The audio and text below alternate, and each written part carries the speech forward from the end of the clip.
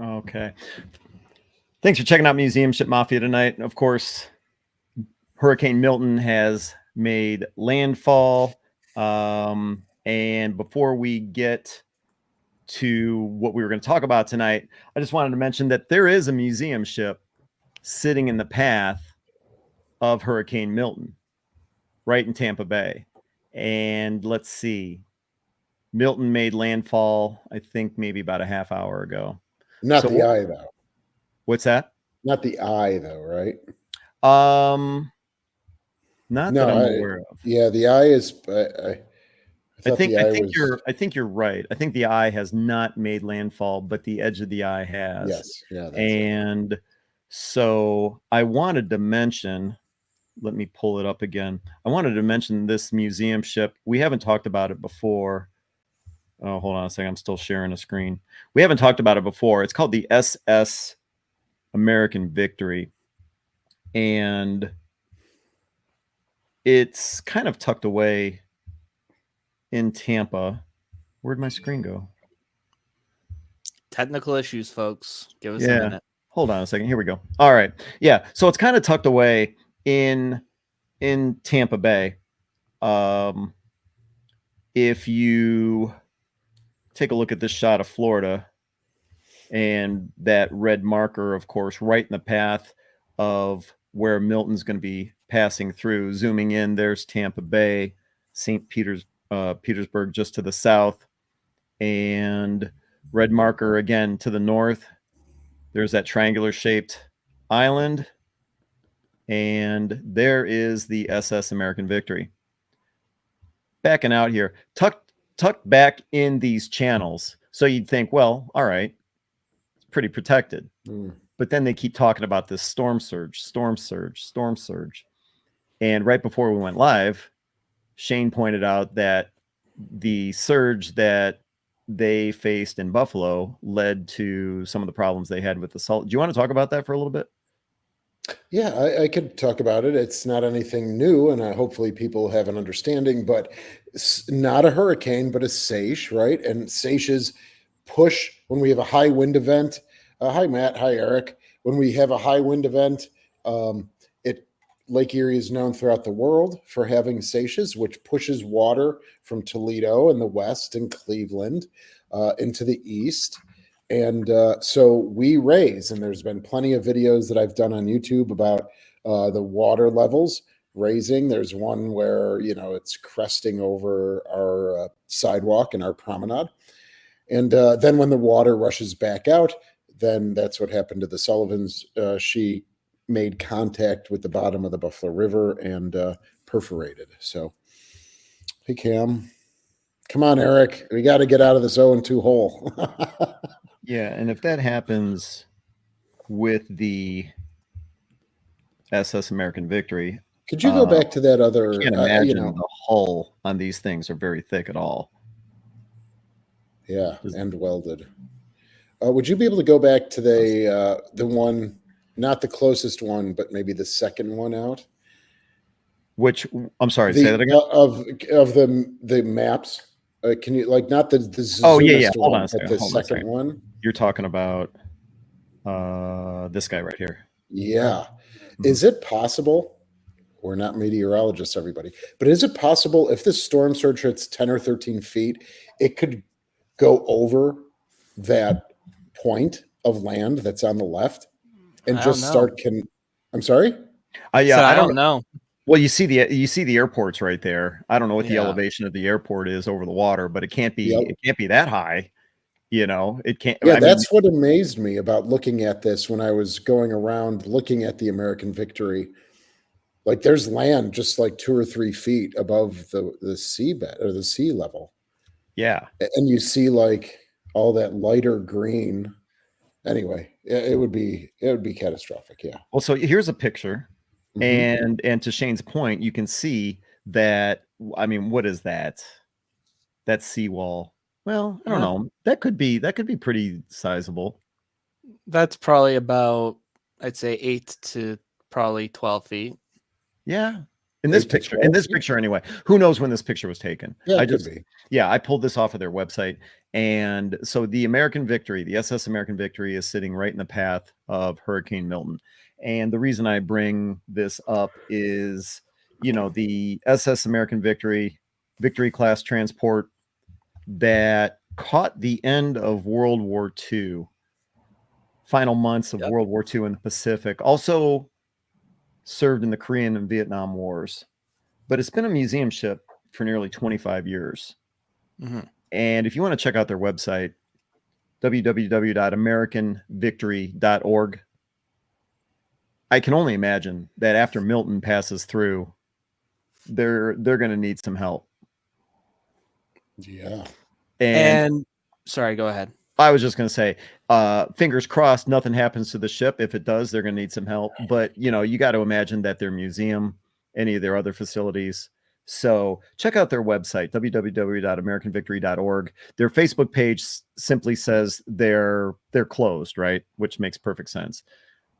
But once it reopens, with whatever happens with Milton,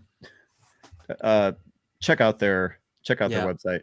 If you want to help, see how you can help.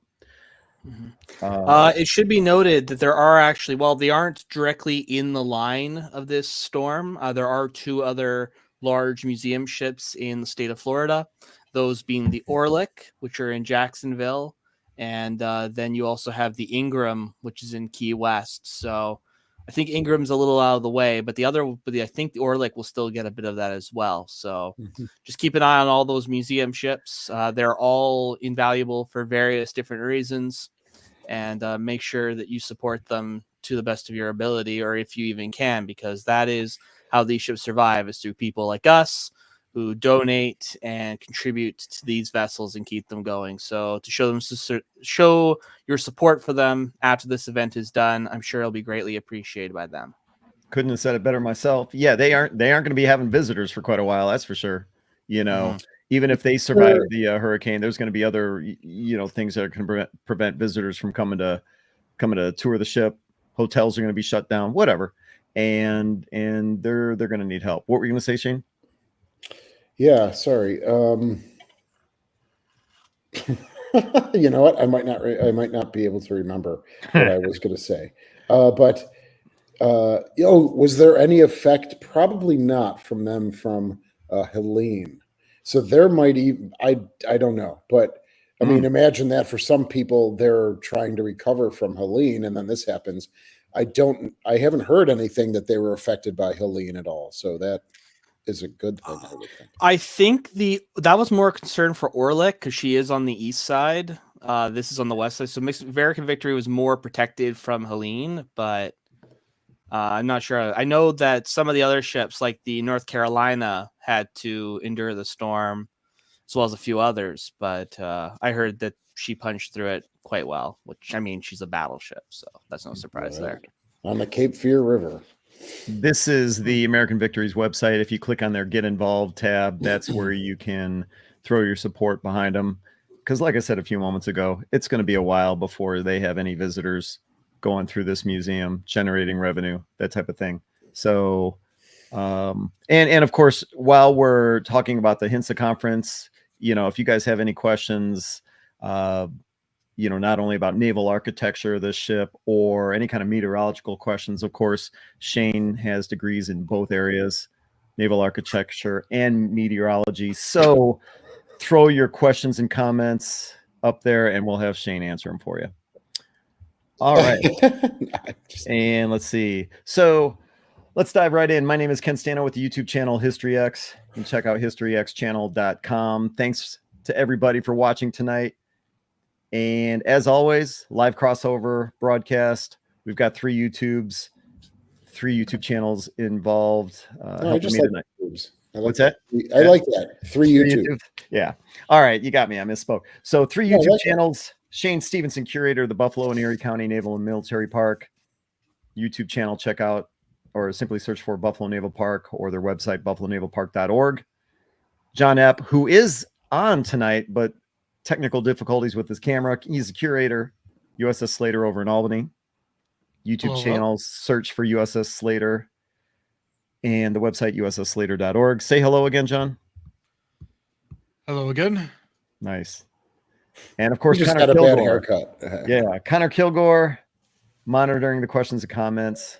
Also administrator of the Museum Ships Facebook group with the Transportation Museum of Thunder Bay and the Canadian Coast Guard icebreaker Alexander Henry. Is it still tmtb.ca? Yes, you got it. All right. We can put that to bed. I'm always going to ask.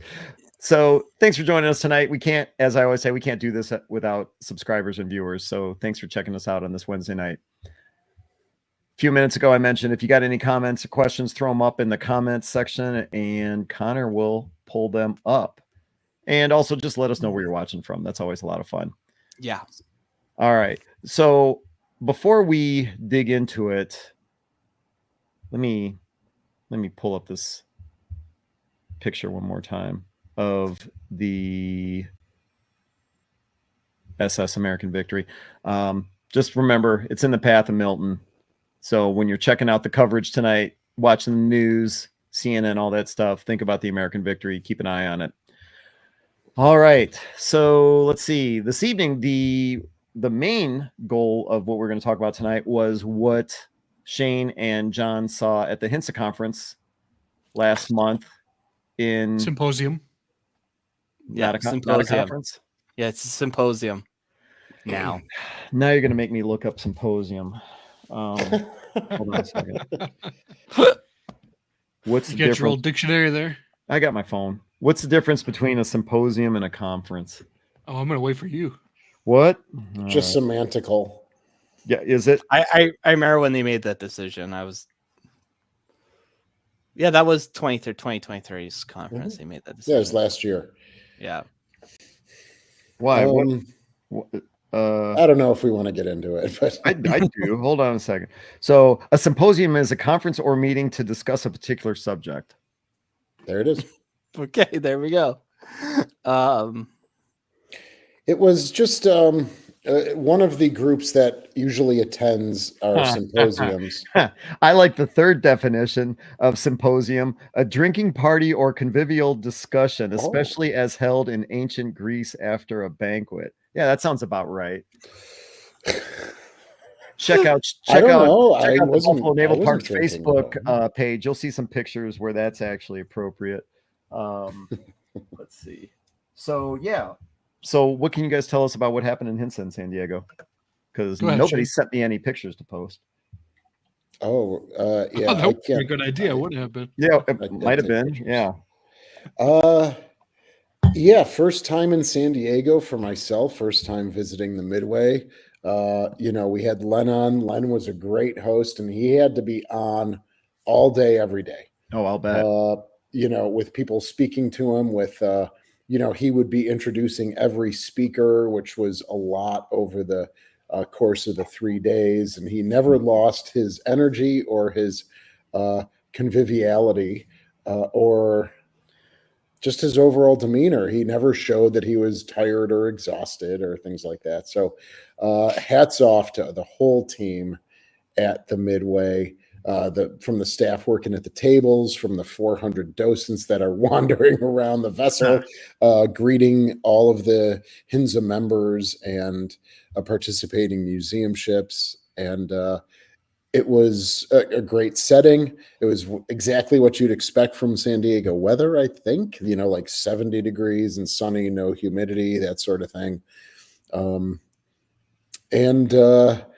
I think one of the things is there were multiple tour buses, and we were taking like a tour around the city, and then we ended up in what is called Old Town, which I didn't hear of. I didn't know before, but it's like the Mexican influenced early settlements of San Diego.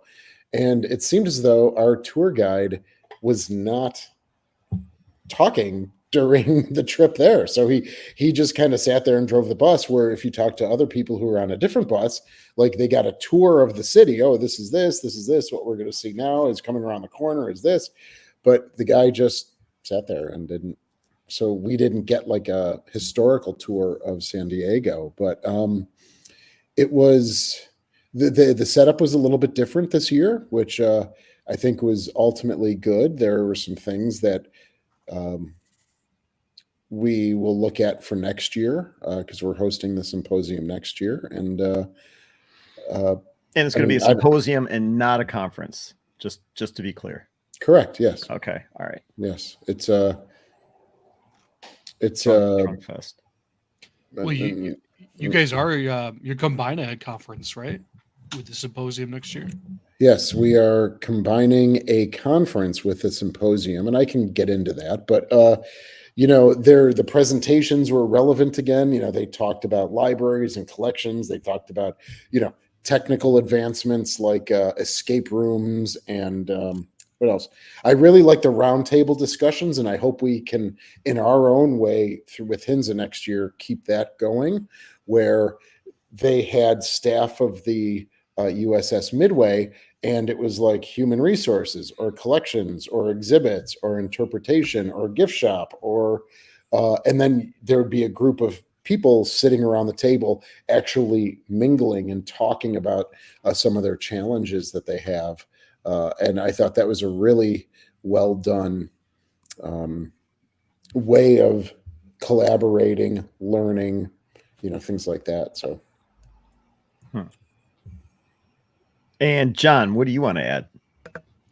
Yeah, I'll mirror everything that Shane just said. First time visiting San Diego, weather was great. Got to see some family while I was out there. But Len and his team did an outstanding job. The Midway is a beautiful ship. While we were there, it was busy every single day to the public. I can't say enough good things about the Midway. Yeah, I talked to the first 2 days, that Tuesday and Wednesday, were at the hotel, which was nice. We had lunch outside, which was an enjoyable thing after being cooped up in the symposium presentations for the morning. And then the last day, Thursday, was at the Midway itself, and that's where those roundtables took place. There were other presentations.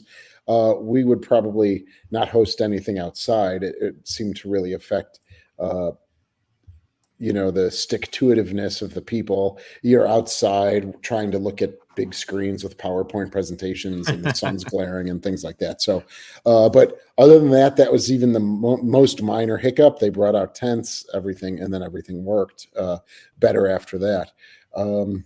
But even the last day, which was a random Thursday in September, they had 1,820 visitors on Amazing. the third day that we were there. On the Midway, just that particular day? Yeah, just on a random Thursday. So 1,800 visitors. Yes, and it didn't even seem like it because, it's so large and there's so many areas to go. And, it took a lot of, we have an audio tour that we had prior to COVID and we just haven't brought it back. But I spent a lot of time talking to the representatives from, audio tour companies and things like that to maybe see if there's something on our end that we could make adjustments with. But I had no idea when we had Len on. I guess that was 2 months ago. Yeah, John might be right. I think it was August. Yeah, it was. Yeah. Okay. Yeah.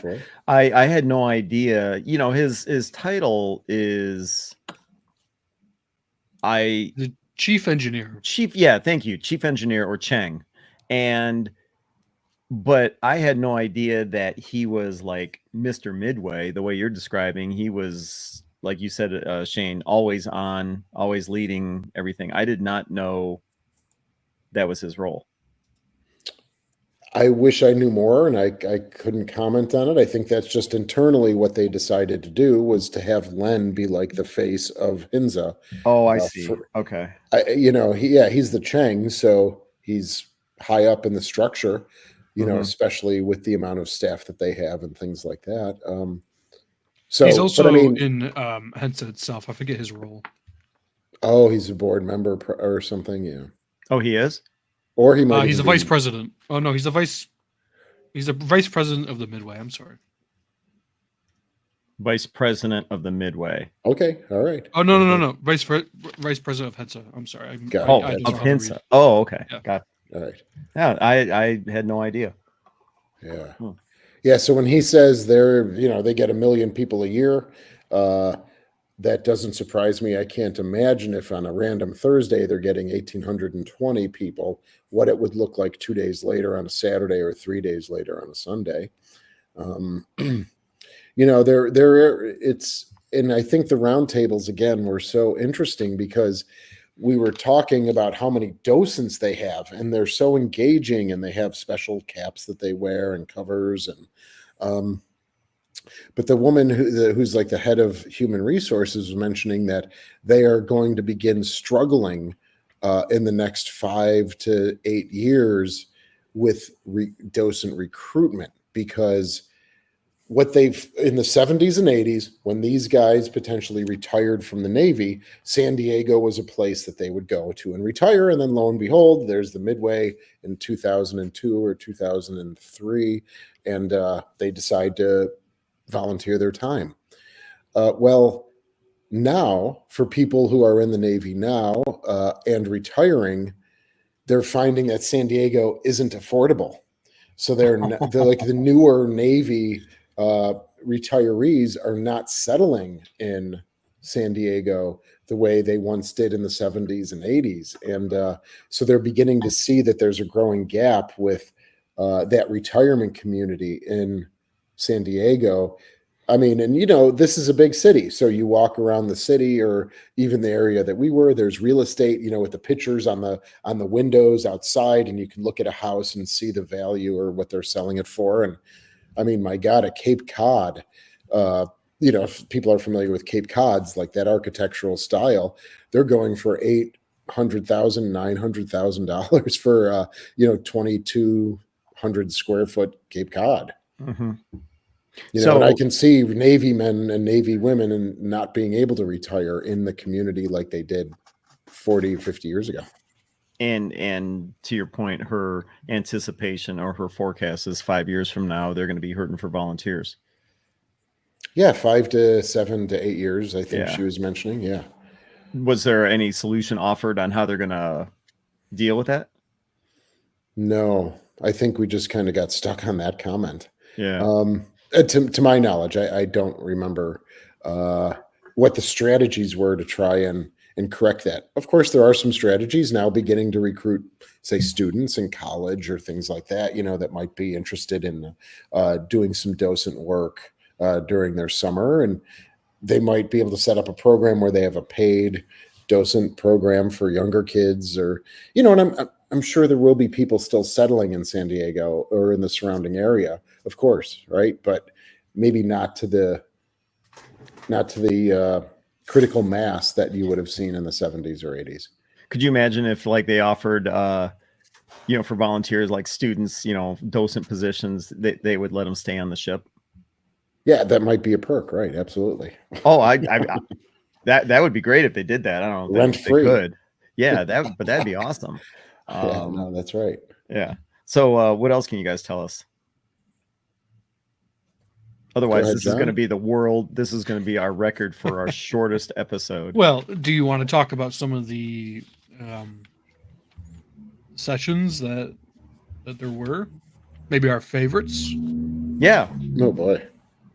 So I two of them really stood out to me. What's that? Rodolfo from the Lexington, they do the escape rooms. They've gotten to the point where they're so elaborate. What did he say? They do over $100,000 in revenue just with their escape rooms. Right. What? On the Lexington. Yeah. So do they have like an escape room company come on that specializes in that type essentially, of thing? Yeah. But That's it's a great now idea. they're like full time, I believe. Well, they basically got a bunch of compartments that weren't being used and made it into escape rooms, and it's extremely popular.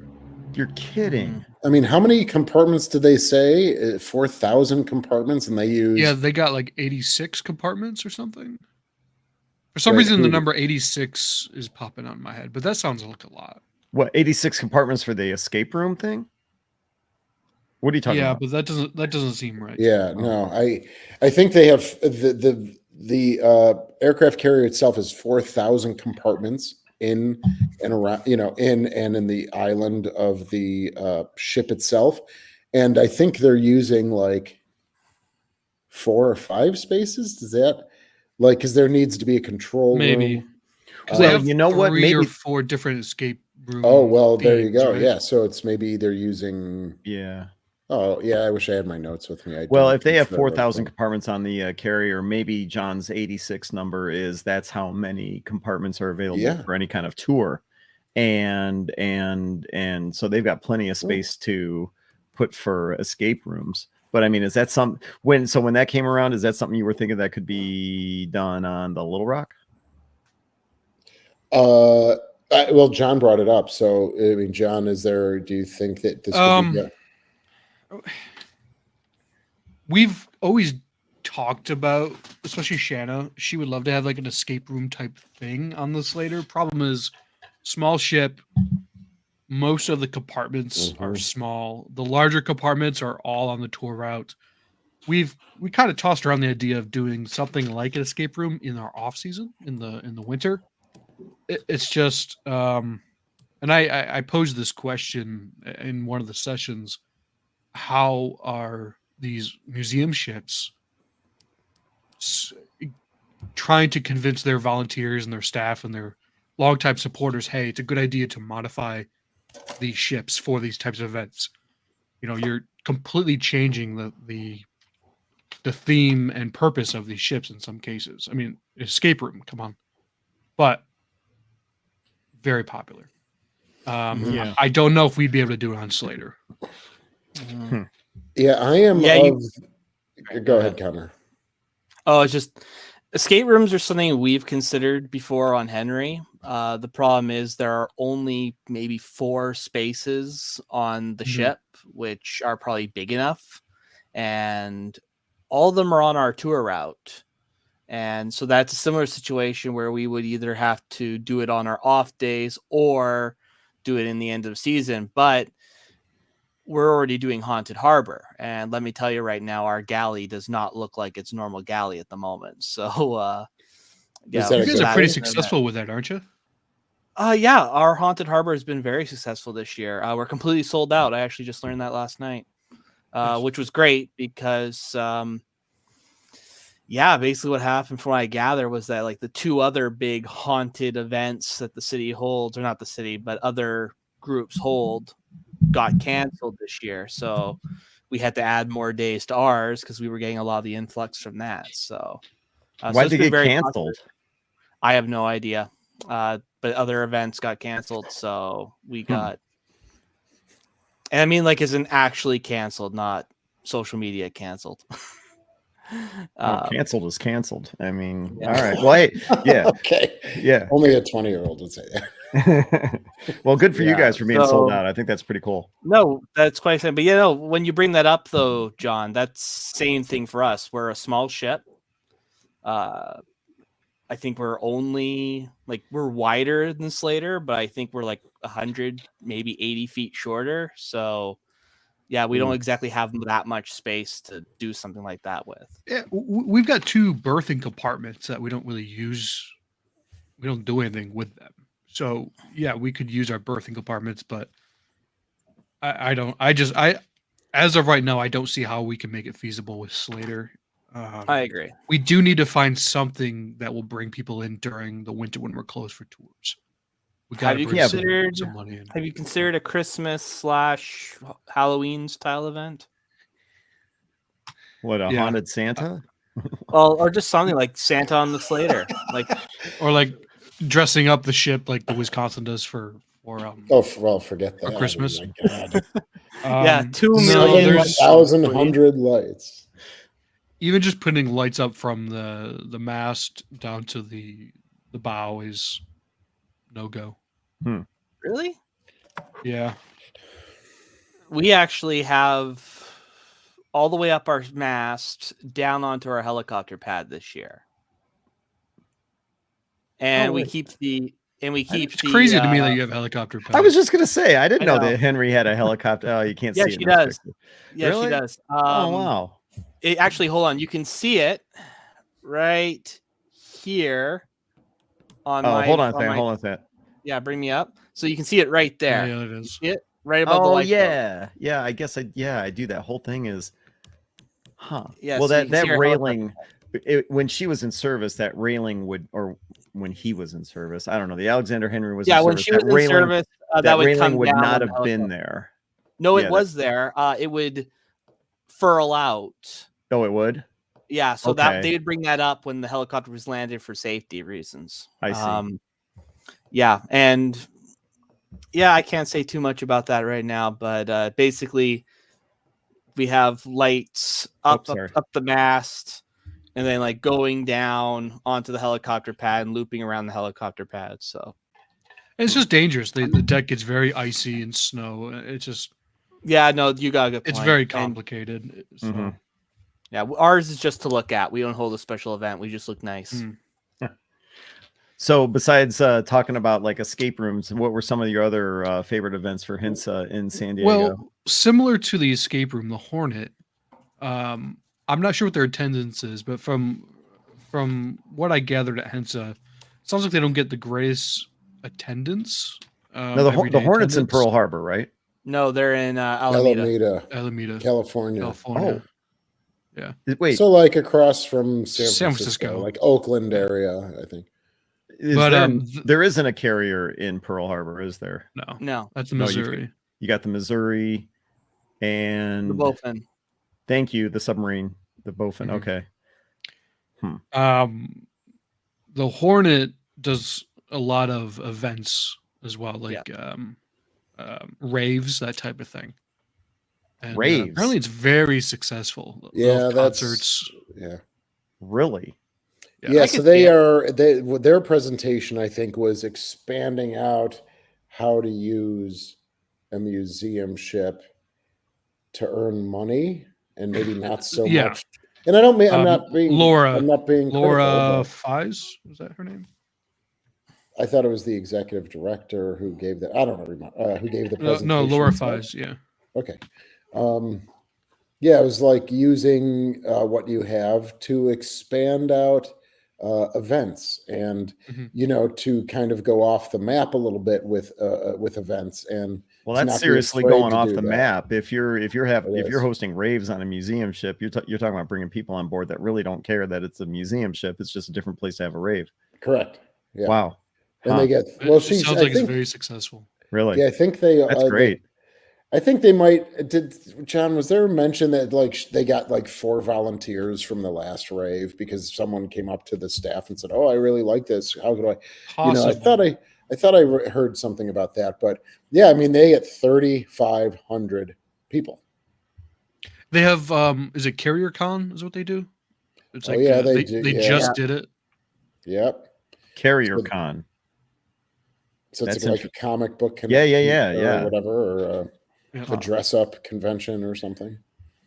Hey, real quick, Connor, you want to answer this question? I was saying basically during Henry's service, Canada switched from using imperial to metric, and they kept both marks. That's literally it. They kept both.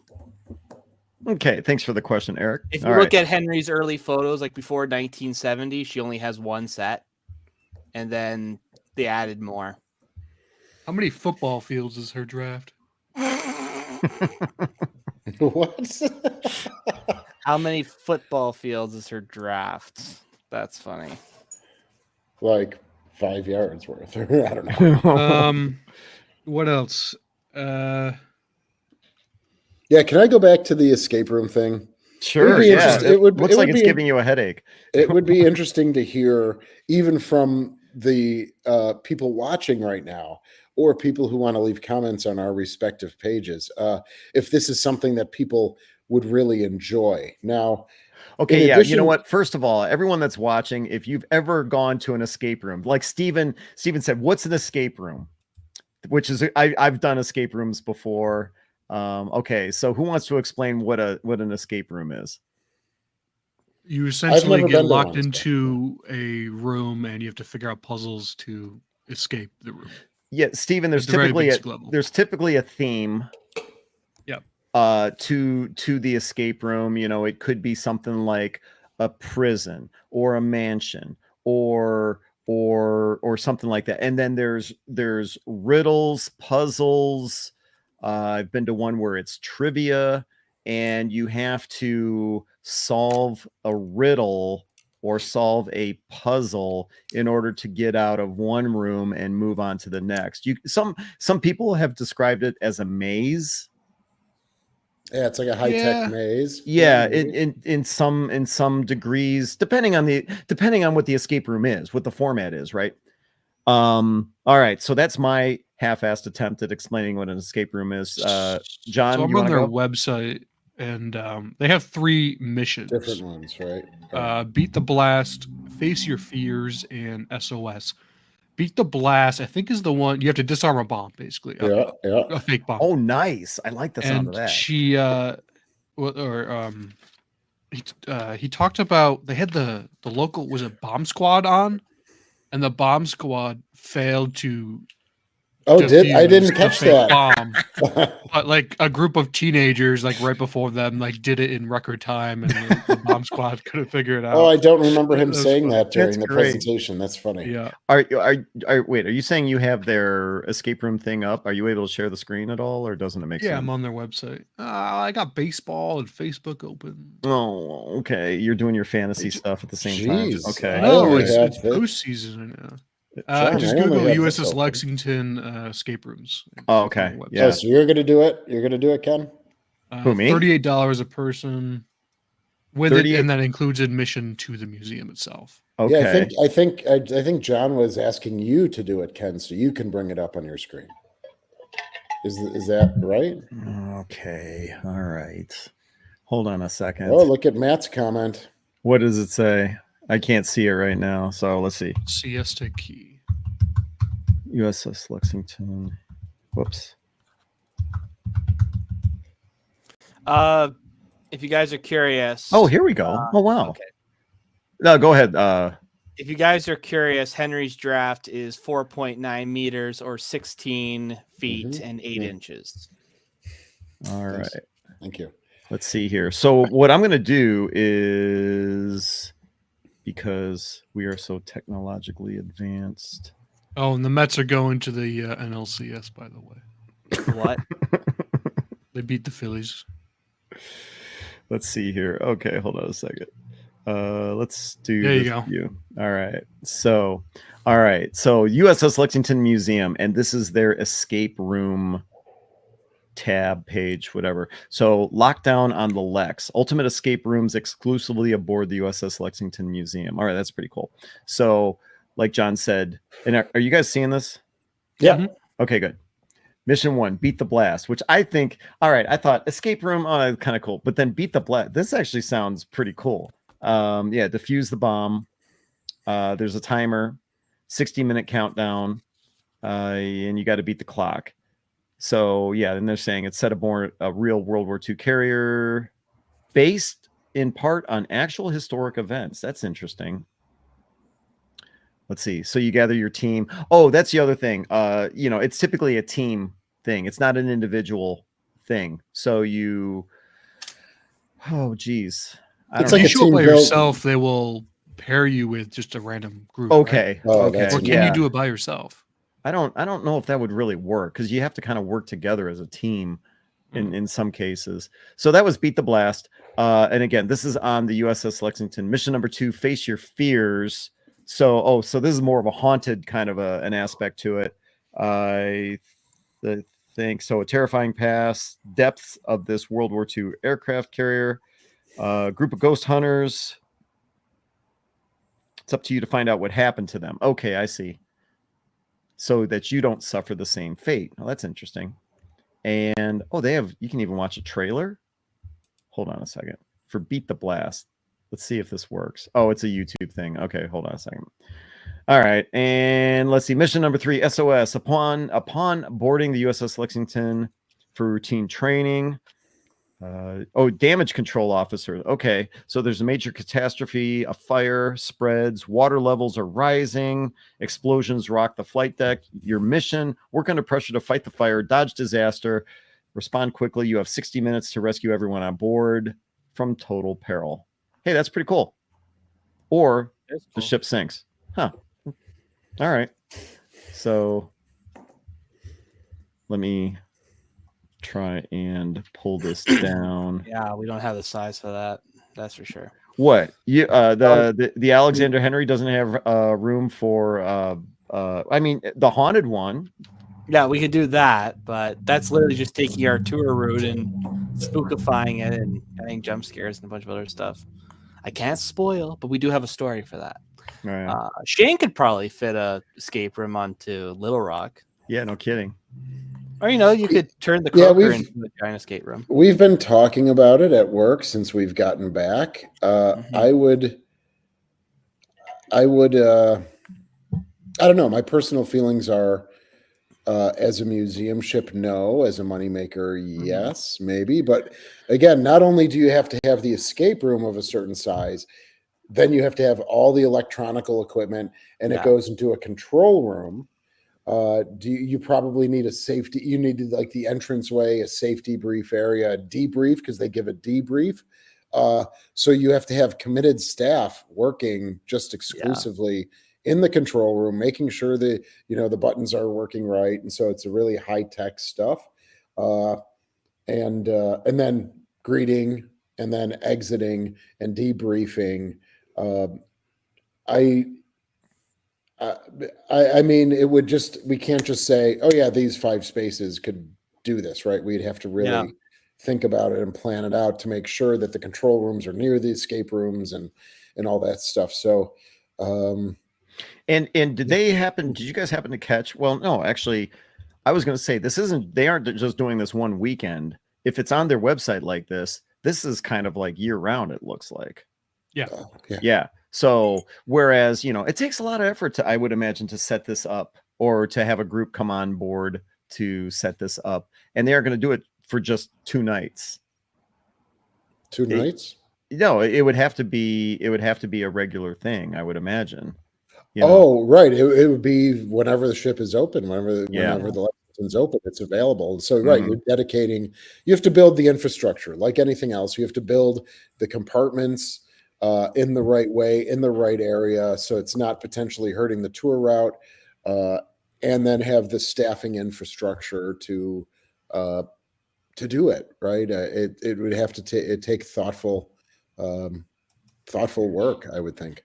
Besides the escape room idea, or I should say, was that the most interesting and innovative idea that you guys heard at Hinsa as like an alternative event that would take place on a museum ship?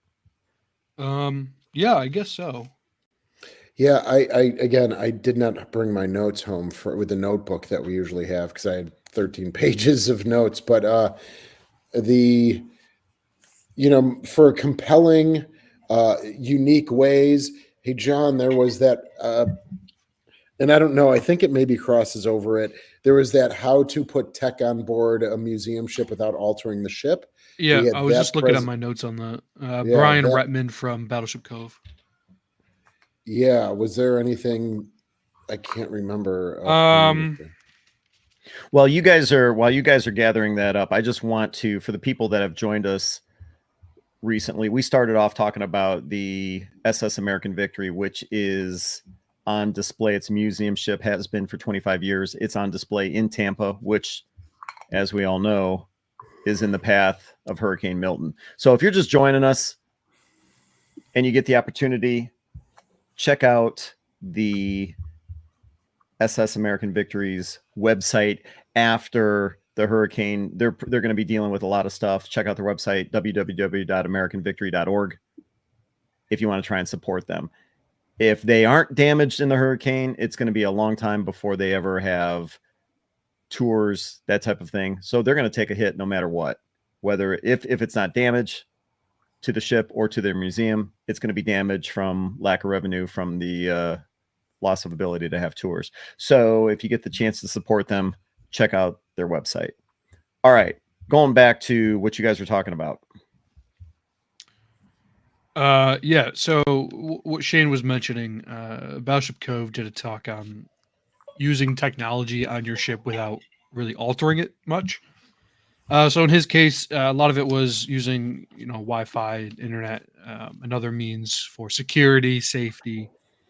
temperature, humidity readings, that type of thing. Do you have written policies for all your alarm systems? You know, your flooding alarms, your fire alarms, et cetera, both on the ship and off the ship. Is your staff trained on all of these systems? Things like that. So I found that very interesting because, you know, we talk about that at Slater quite a bit. And we have, you know, of course, alarm systems and whatnot, but just something to keep in mind. You know, is your staff trained on all this stuff? Well, and rightly or wrongly, Shane, I mean, you guys had the magnifying glass on you when the Sullivans, you know, took on water, right? So you guys were under that kind of a microscope for a while. And rightly so, we still are. Are you? Oh, really? Okay. Well, yeah, I mean, in general terms, yes. I mean, and I think that is correct. It was a catastrophic failure that occurred over 45 years, and rightly so. Are we? Eyes were on us, critiques were on us, and kind of still to this day it is, and that's okay. And you know, now we are focused on dry docking Croker and the Sullivans, and you know, I don't think any. I mean, if you want me to be fully, I don't want to preface it like that, but yeah, I'm sure we're all like, this fundamentally changed the way that the naval park operates, and so the shell shock of the sinking event, putting things into place that weren't in place before. What does that do to the staff? Some staff adapts, some staff doesn't, you know, like that sort of stuff. Like there's been a lot of internal conversations about, you know, where we continue to need to strengthen areas and what we do well. And, you know, Paul Marzello, our president, is really leading us and threading that needle of, you know, working with all of these various entities. And I wouldn't wish it on anyone. But I think ultimately in the long run, these are the right, you know, the right paths that we have cut for ourselves since that day. Mm-hmm. Did I give you a headache? No, but all joking aside, and I'm not making a joke out of this, but do you ever have nightmares? I did. I have. Does it matter? Does anyone want to hear about my sleeping patterns? I do. I mean, yeah, thank you. Because thank you, here, yeah, right, because I care. But no, I mean, occasionally. I mean, I'm sure not every night, but yeah, every we all have those moments. Those, you know, whether it's a car accident, whether it's, you know, you know, we all have those moments. Yeah, right. Traumatic event. Thank you. I couldn't articulate it. No. If you've suffered a traumatic event, and this is. Yeah, I can distinctly remember 5 nightmares I had about the Sullivans specifically. I've had a couple with the Croker and the Little Rock since that time. The Croker, really? Nightmares, right? Nightmares about that, about the boat. And you mean like taking on water? Yes, like while I'm sleeping, like something similar happens to the Croker, things like that. So it's a fundamental alteration of how your brain works, and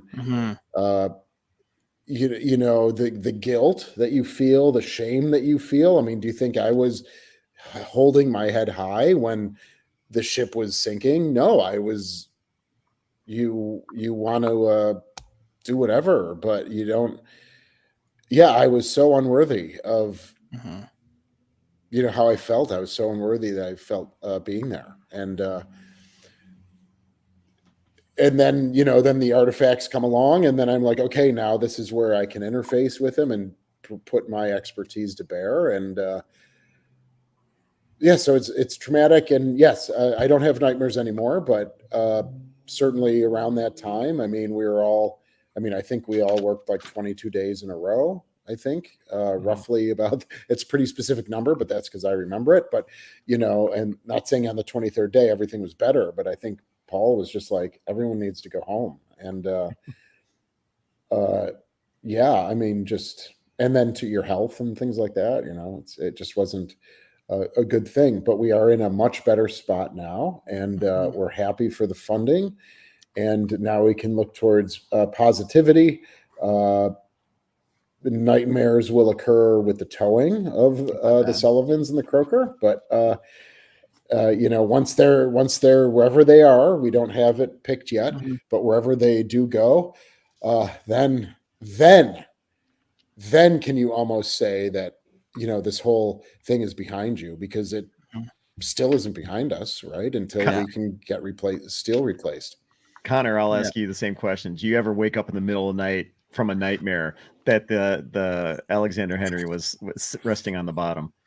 Well, you see, because I know how thick Henry's hull is, it's not that I fear, it's fire, because there's literally Henry was built in an era where there is wood everywhere on the on the inside, for like, I can send you guys pictures later, but seriously, there's like mahogany wood in the lounge, there's white pine in the officers' mess, there's oak in whatever area. So like literally officers' country and the officers' crew cabins are nothing but wood. So for me, I just think fire more than I think flooding, but obviously nothing's happened. But yeah, I have had that before. Here's a question. Would you be able to, and I don't know how, I just think of it and I just throwing it out there. Is there any way that you could work with a local fire department to like test that wood? Maybe they probably could. I mean, that might assuage some concern. Maybe, it's so old and the shellac and all that stuff. Maybe it gives it a little more like a higher burn threshold or whatever that would be called. Because that was one thing that's different. So a number of Henrys, I call them half sisters because almost none of the ships followed the same design. Most of them in the early 90s, they got. Did I leg out there? No, you're good. Okay. In the early 90s, most of them got the wood removed from their ships. For that reason? More or less, yes. They all got removed. Like, so they kept like wood highlights or something to kind of keep the theme, but they lost the full wood paneling and stuff. So it's just interesting. And we've had people like from Griffin, CCGS Griffin, who've come aboard Henry, and he's looking and says, "Oh, so this is what the ship used to be like that type of deal, like that type of thing." So little things like that. Now, I do have a question for Shane, and this is quite lighthearted. So at every museum, at every Hinsa symposium that I've been able to look into, it seems like there's always a river or harbor cruise involved. Will your river and harbor cruise just have us on the Sullivans as we tow it to dry dock? That was a good one. I like it. That's how we're going to cap it. Yes, everyone get on to the Sullivans and take that ride through Lake Erie, wherever the destination is. And is that in Buffalo? No. God, people are racing scooters. And so, wouldn't that be fun? Yeah. There was not a river. Wait, oh my God, it's amazing. There was not a river cruise this time in San Diego. There was not. But it was fabulous because it was right next to the Maritime Museum of San Diego with about 2 or 3 other vessels. I didn't get to tour them all, but that was you going back to another era with sail and wood. Because I was talking to a couple of the other guys that went, and they ended up going on, like, I'm not sure if those were PT boats or whatever, but they went on like their own river cruise thing after the Hinsa events. Wait, who did that? I'm sorry. There were pictures posted from the event, and it looks like some of the other guys from that event, there is like a tour service that's like right next to the San Diego Maritime Museum, and they sent them out on the boat. So they still got a harbor tour of some sort. Yeah. Did you do that? No, that was during the sessions, the roundtable sessions. So I didn't do that. I see. All right. Well, here, John, let me ask you real quick. What wakes you up in the middle of the night? In terms of the ship, Yeah. Yeah. I had a nightmare probably a few times now. Slater sinking same exact spot as the Sullivans. Like the Slater was superimposed over the Sullivans. Oh, really? Yeah. So the Slater was sitting between the pier and the Little Rock. Yep. And- Same exact like sinking. I see what Yeah. you're saying, It was, Mm-hmm. Huh. so. Well, your port side would go down, not starboard. God. Yeah. Yeah, she'd probably I tell guests, especially so I don't know if you ran into this issue or Connor. You'll get some tours, especially little kids. They're afraid to get on the ship because it's on the water. And I do my best to explain to them essentially it's like walking on dry land. You know, it's not really moving. Sometimes you feel the Slater moving a little bit, but there's not a lot of water under the Slater. There's enough for her to float.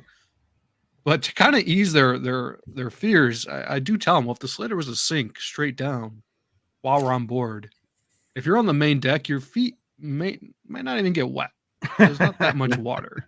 So That's a good way of saying it. Yeah. Yeah. Go ahead. Oh, okay. No, I was just going to move on to more stuff. Yeah, I haven't had that particular thing. Actually, I've had adults ask that question. For kids, it's convincing them that we're not going to sail away while they're on tour.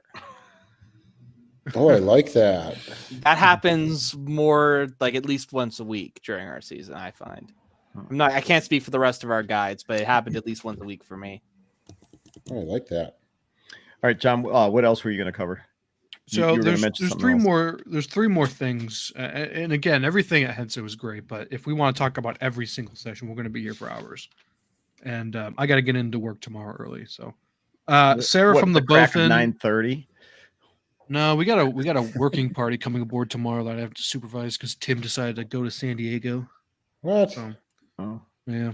Hmm. That's why he didn't go to Hinsa because he was going to San Diego. Oh, a couple weeks later. Mhm. Yeah, he didn't want to go twice. So Sarah from the Bowfin, she's always a lot of fun to talk to and listen. And she talked about something we probably all have issues with, and not even museum ships, but just museums in general. We love collecting things. We're historians. We're nerds. We want everything. But her talk was about, can we throw it out?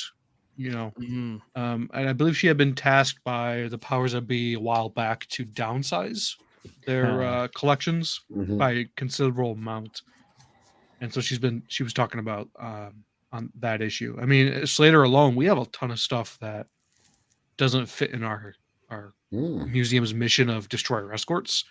When I went to Hinsa, I brought 4 manuals for the Lucid folks because they dealt with minesweepers. So Nice. and they were very grateful for that. I've given things to Ryan at the Battleship New Jersey. So you know, even at Slater, we have stuff that's not destroyer escort related that we need to get rid of. Or We want to keep everything, but not get rid of it, but you know, get it to a better home. ideally, yes. But if no one wants it, and Yeah. a lot of museums have just straight up junk.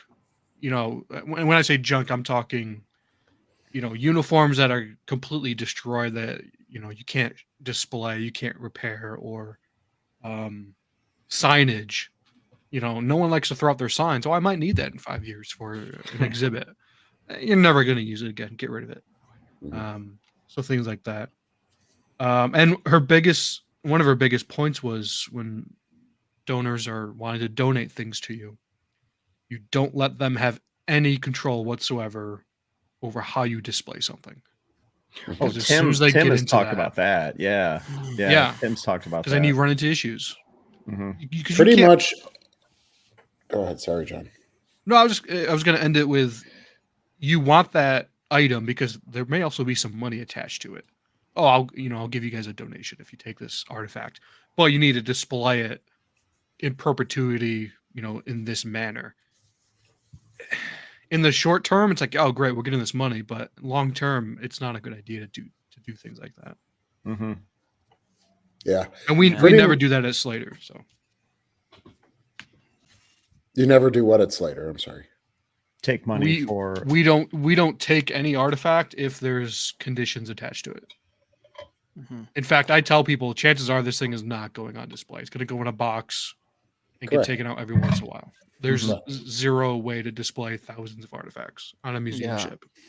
I'll always use the yes, because almost every person that wants to donate something to the naval park says the same thing. Oh, good. Can we come back and visit it next year when we're back in Buffalo or something? Right. Yeah. So I will always say I use art galleries as a great reference, especially the major ones. They only display about 2% of their collection at any given time.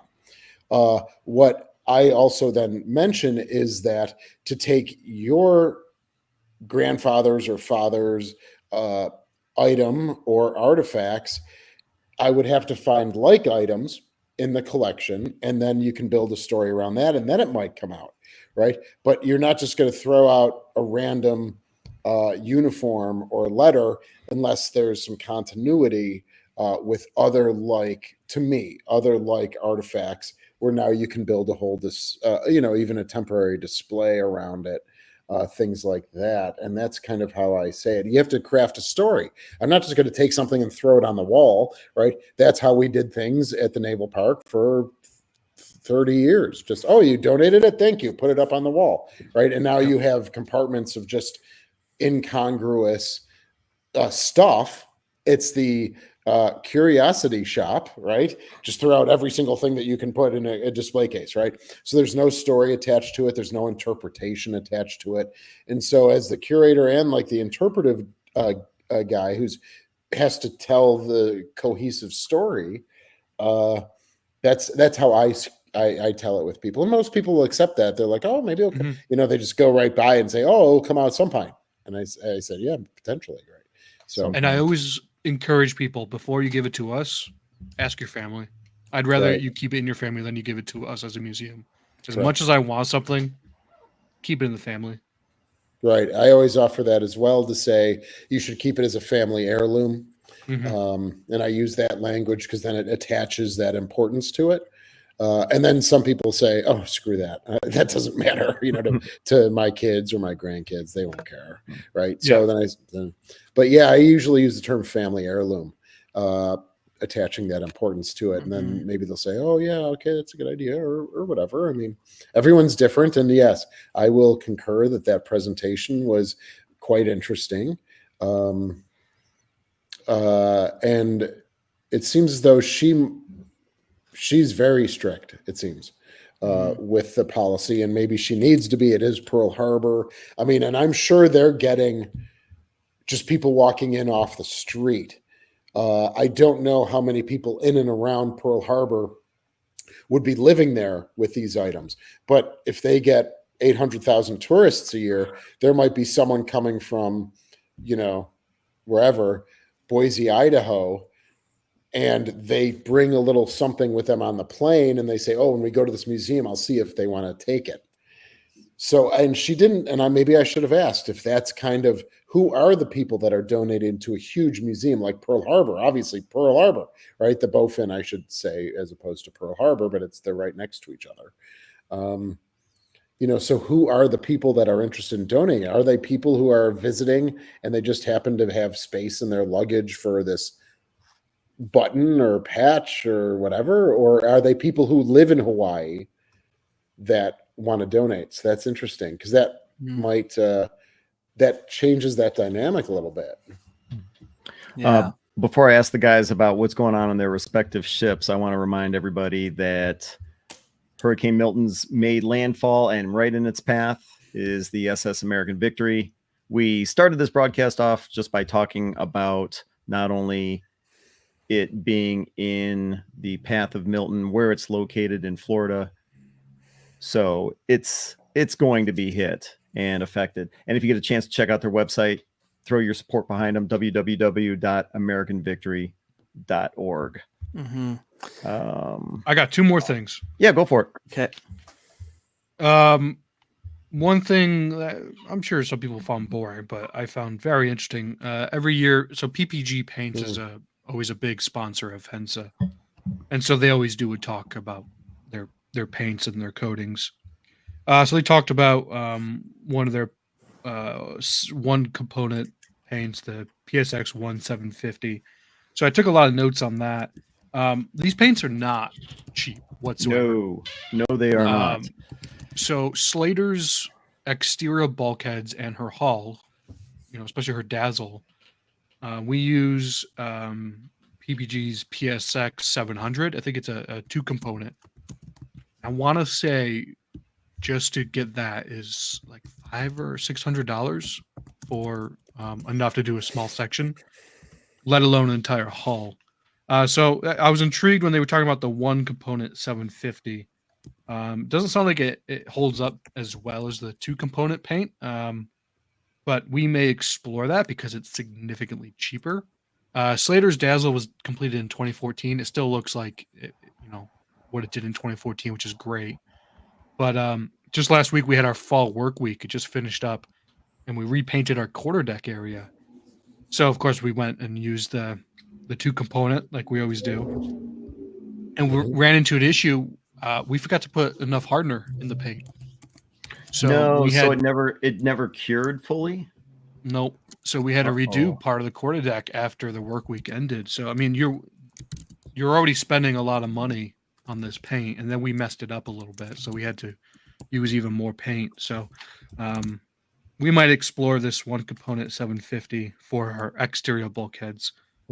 Everything else we just use normal PVG, like $60 gallon paint, which is fine for decks.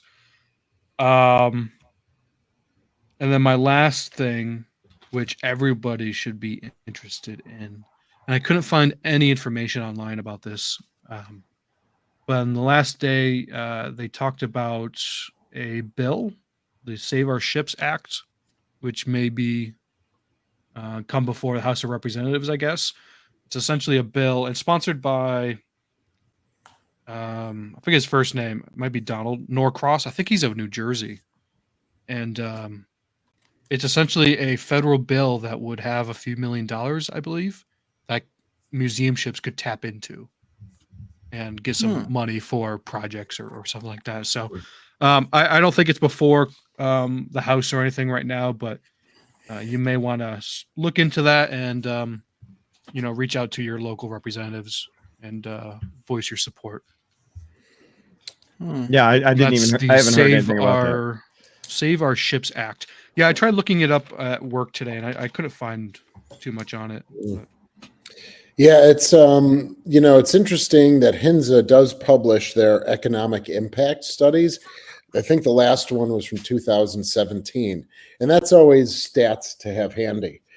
So I wrote there's $1 billion in annual contributions for people spending money at museum ships, pumped back into the economy. 45 million are $45 million are paid in taxes at local and state municipalities because of museum ships. There's over 2,000 enlistments or commissionings or retirements on board museum ships around the country. So keeping that connection with the Navy and more. So those are nice stats to have when you're looking for funding. That again is as a whole, and then it can be broken down by your specific museum ship. But Hinsa does always have. Again, I think this last one was updated in 2017. Now we are kind of back to pre-COVID levels, and so maybe that would be similar today. And since we're talking about Hinsa, to kind of wrap things up, if you're not a member of Hinsa, I highly suggest you join. Just the general public can join as a member. I forget the price, but it's rather reasonable. I want to say $50 a year for a person. That could be. Find all that on their website. But when you do that, so Hinsa covers a decent chunk of the cost to run these symposiums, but the museum ship themselves has to foot a decent chunk as well to put this stuff on. So the more members and donations that Hinsa can get as an organization, the less that these individual museum ships have to tap into to do these conferences. And Slater hosted it last year, and I'll tell you what, we had to spend a lot of money Well, I think to you host said this conference. on one of our episodes it was around 40 grand, right? Oh, I don't remember the exact figure, but it was tens of thousands. Yeah. Yeah. Yeah. Not cheap. And I So- believe you are on the hook for the hotel rooms that don't get used, but don't quote me on that. I remember you saying that when you were asking if I was going to go to 2023's Hinsa. You're like, hey, just letting you know. And I said, all right. Yeah, 'Cause so that was go totally buy the- a scratch off for $1, and if you win like $100, get a Hensa membership. You're Mhm. not only are you helping out Hensa, you're actually helping out every single museum ship that's part of Hensa. Good thoughts, John. I agree. Yeah. That was I good. agree. That's fantastic. And, And everyone wonderful come to website as Buffalo next year and fill up those hotel rooms. Yeah, bring your Yeah. snow gear. Oh. Have you decided on a date yet for next year? Or is Yeah, I that, think it's you know? it's September 24, 25, 26, 27. Okay. And we are actually doing something a little unique. We are partnering with the Maritime Heritage Symposium that is going on at the same time. Okay. So we are actually, it's not going to be an exclusive Hinsa symposium. We are blending it with this National Maritime Heritage Organization. And you know what? I got to get the name right. Just because I keep talking about it, and I just write on wanna your know- bathroom mirror, and that way you can see it every morning. Yeah. To join Hinsa, it's $35. Oh, wow. It's the National Maritime Historical Society. Okay. And they are hosting their National Maritime Symposium in Buffalo at the same time. So we just decided to partner up Sounds good. with that. And so there will be not just Hinsa presentations, there will be maritime presentations too, which I think might excite some of the Hinsa folks because yeah. they'll be talking about lighthouses or lake freighters or ocean going freighters and commerce and things like that potentially. And so this will really expand out the menu of presentations. We are potentially actually looking at 2 or 3 different topics at any given time slot, I think. You had me So- at Lake Freighters. Oh, jeez. Oh, no.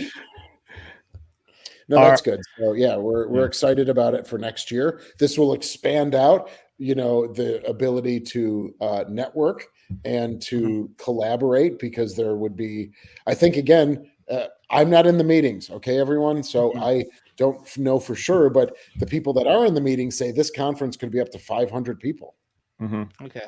And we usually get 150 to 180 at ours. So think of the networking opportunities and the people that you could meet from other organizations and maritime historical museums and things like that we wouldn't normally meet. So Let's see.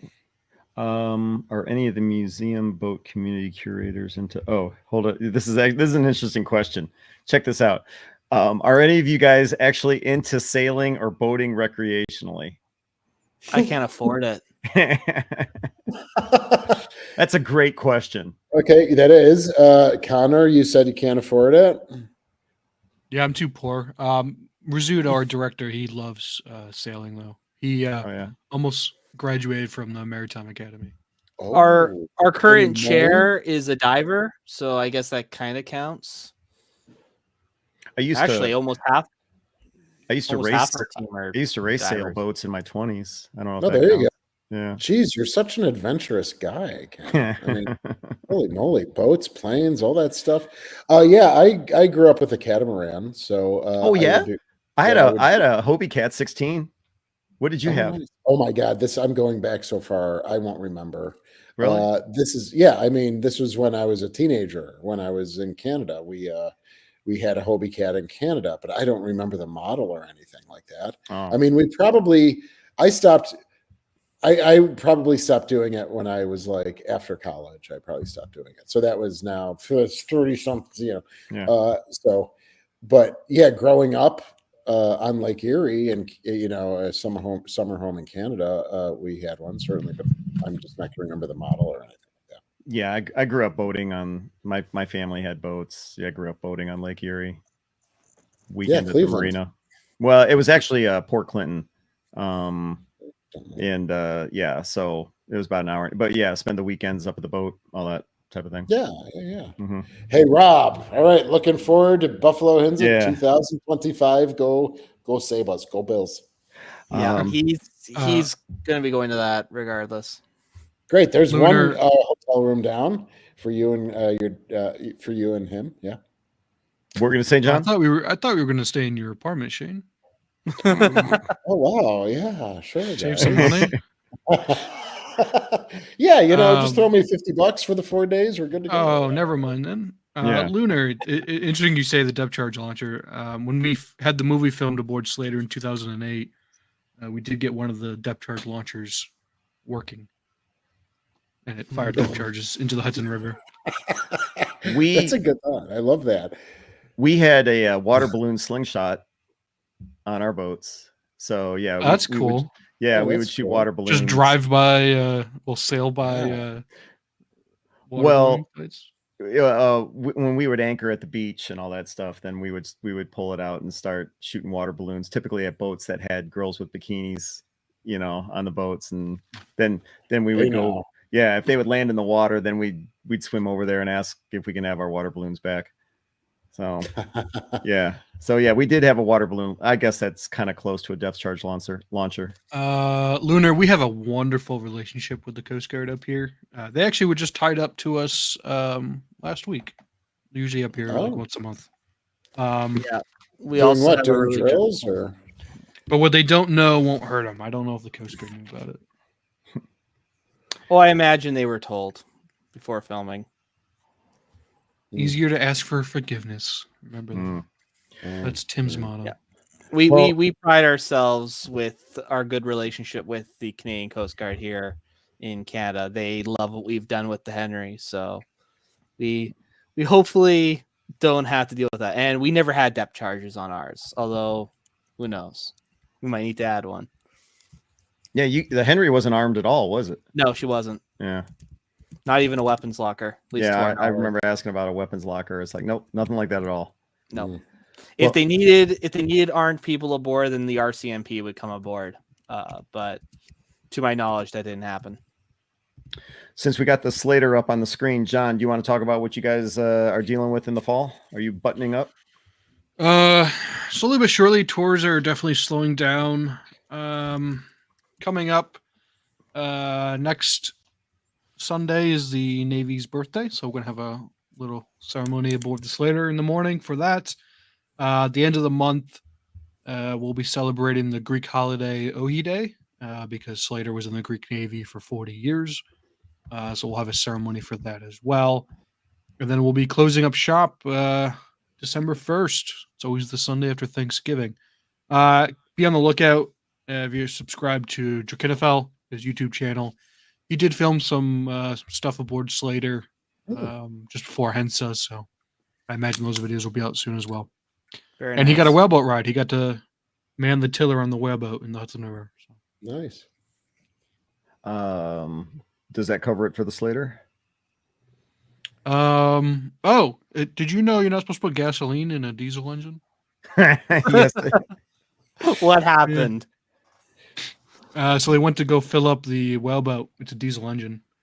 When Drac was on, and they pull up to the yacht club across the river and fill it up. And it's funny is you got my boss who's been in this industry since the 70s. He knows everything. And then you got someone else who might be watching this right now, so I won't name names. But he's very He's smart when it just comes to engines. And nobody realized they were pumping gasoline into the diesel Oh engine. my gosh. It didn't hurt anything, so Oh, good. thankfully. That's But Well, I was going to say, it depends on how quickly they caught it, because if you've got a pretty nice sized diesel tank and, a few squirts of gasoline, that's fine. No big deal. But if you, no. you're going fill to, up- I guess there was still diesel engine in the engine, and it didn't run out, so they would just pump out the gas. oh, there you go. Okay. All right. Yeah. That's it. For those of you who are wondering where John is, he's having issues with his webcam tonight. So that's Just why a bad haircut that he got lately. Yeah. That's why. So this I do this give right here, myself haircuts. So this right here is John Epp, the curator of the USS Slater out of Albany, New York. Check out their YouTube channel, USS Slater. Simply go to the search bar, type in USS Slater, and also check out their website, ussslater.org. Let's get those websites up. There we go. Yeah. Yeah. Sorry. All right. ussslater.org. And all right, Buffalo Naval Park. Shane Stevenson, curator, Buffalo Naval Park. What's going on? As John was saying, tours are winding down, especially during the week. I think we had like 37 people on board today. But for events, we're still pretty active. We have a lot of school groups and guided tours coming in.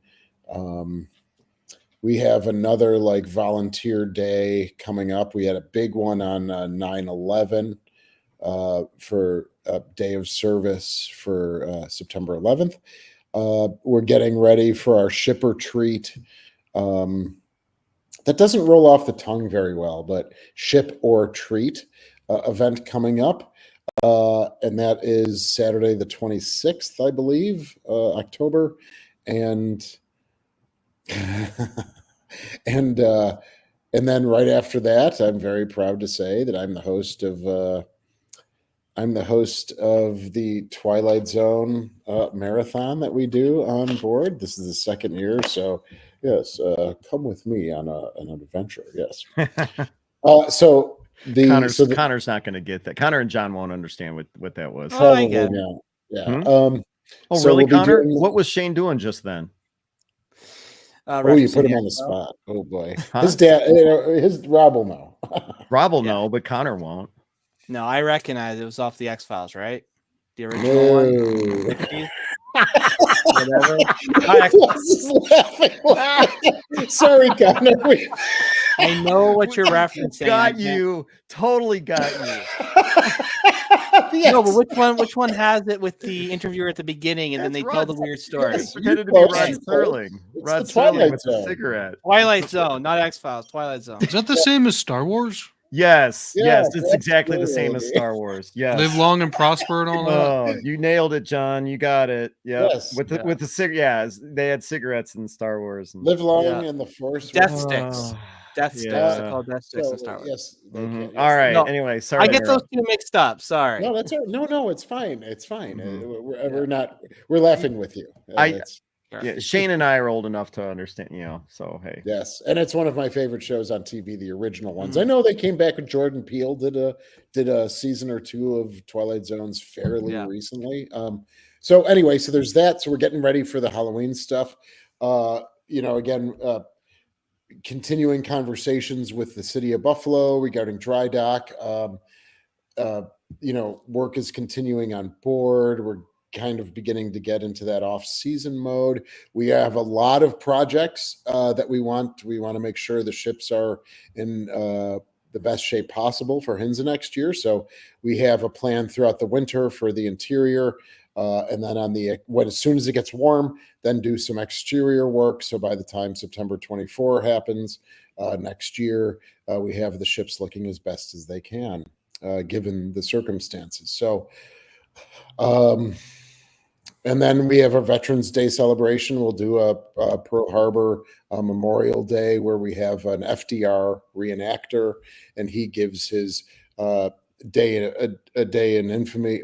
Jeez, a day which will live in infamy speech, and then he talks a little bit about FDR's life and things like that. So there's we always seem to host the Army Navy game. It's usually in December as well. So we have a lot of stuff going on. So there's a lot of good stuff. And again, really dry dock Hinsa, dry dock Hinsa, dry dock Hinsa. Mm-hmm. Mm-hmm. The website for Buffalo Naval Park, simply go to buffalonavalpark.org to learn about any of those things coming up. I didn't know you guys were still open December 7th for Pearl Harbor. Sounds like you are. No, I'm sorry, we're not open, but we are going to be. Geez, I glossed right over that. But we are going to be We are beginning to tinker with winter tours. So we've Or had a maybe few- just in your museum building, but not on the ships. no, winter tours. Oh, no kidding. 3 days a week, 2 a day, guided or specialty tours. And so that's another. Geez, I'm sorry, everyone. I kind of that just slipped right by me. But so this is the first year that we will be attempting through December, January, February, and March. Winter tours Thursday, Fridays, and Saturdays. Got it. Anything else? That's it. I'm out of here. I got to go watch some X-Files. Buffalo and Erie County Naval and Military Park. Shane Stevenson's curator. Check out their YouTube channel, Buffalo Naval Park. And like I said a few moments ago, the website, buffalonavalpark.org. And moving on to, let's get past the Slater. Alexander Henry, Transportation Museum of Thunder Bay. Connor Kilgore, what's going on? Well, yeah, you can check out the Facebook page. Connor's always posting on stuff that's going on the Facebook page. Yeah, I should. Yeah, if you want to talk about museum ships, the museum ships Facebook page, I also do that as well. So if you want to be part of a rich community all about museum ships from all around the world, then sign up to the Museum Ships Facebook group on Facebook. Yeah, for those of you that aren't aware, Connor is actually one of the administrators for the Museum Ships Facebook group. So you'll see a lot of his posts that appear on there. I think we're sitting at 131,000 now. Jeez. So we've gained about 1,000 people since we last talked. Pretty good. Now, one of you guys needs to go to dry dock so we can get another boost. All right. So as to talk to what's happening on the Henry, we have finished our season. Our final day was the 22nd of September. And now we have proceeded to go into Haunted Harbor, which is our event that we hold here at the Henry. This is our third year doing it, where we partner with the nonprofit Our Kids Count to do a story haunted ship event where people go through a narrated story as they go through, of the haunted ship. And it's been very successful. The reviews have been really good this year. So we're really happy to hear that. The guys at Our Kids Count have been doing fantastic work as usual, which is to be expected. They've been absolutely great every time we've worked with them. And now we're just in the process of slowly gearing up for next year. We're holding some event. Are we holding any more events? No, we don't. I don't think we're holding any more events now, but over the season, we've held considerable number of events. We held Coast Guard Day, where we unveiled the National Heritage Plaque. The Henry is now a Canadian National Heritage Site, so we unveiled the plaque. The Deputy Superintendent of the Coast Guard was there, as well as a number of federal and provincial dignitaries, as well as representatives from Fort William First Nations. So we had that. Then let's see, what else do we have? We had a few other smaller little events. We had a seniors bus tour right at the end of the season out from Winnipeg. So a good number of them came through, and a group of students. So class things went through. And then we also helped the Coast Guard with an impromptu event. They were doing a thing with St. John's Ambulance, and they were doing like a kids thing, and they ended up docking behind us, so we ended up helping them with that. So we had some really cool events this year, some really unique experiences. And yeah, we'll just go from there. And I want to say earlier, John, you brought that up with what you keep and what you don't keep in collections. Our head of curation and collections, Chris McAvoy, we went through our archive this not this month, but about 2 months ago now, in late August. And we had to ask those similar questions because there were some really interesting things in our book and video collection that were in no way related to transportation history of the region. I counted about 60 books about the German Luftwaffe. So, things like that. And you like some of you need to ask the questions like, oh, well, this is cool, but does this connect to us? So no, that kind of made me think of that when you brought that up. But yeah, that's basically what's happened. We're probably aiming for a reopening in late April, May range. I don't know the exact dates, obviously, but we're just taking our time. Once Haunted Harbor's done, we'll lock up, and with a few exceptions, just wait out until the winter ends. And hopefully it's not too cold the winter this year. All right, Connor Kilgore. I always forget. Is your title curator? Last year, I was the acting curator. I guess you could say I'm assistant curator as well as senior tour guide. I guess those are the two hats I'm holding right now. That's with the Transportation Museum of Thunder Bay, specifically the Canadian Coast Guard icebreaker Alexander Henry on display there. Check out their website, www.tmtb.ca. How'd I do? Yeah, good. All right. And finally, I just want to mention again, the SS American Victory. We started the broadcast by talking about how it's sitting right in the path of Hurricane Milton, which has definitely made landfall now. Check out their website, and which is americanvictory.org, www.americanvictory.org, to throw any support their way. Yeah, not exactly sure. I'm sorry, Shane? No, go ahead. I'm not exactly sure what they're dealing with, but with the storm surge, it's not going to be good. So definitely throw your support behind them. At least check out their social media. I know that they're on Facebook, Instagram. I don't believe they're on YouTube, so I didn't find anything about that. And I don't remember seeing anyone.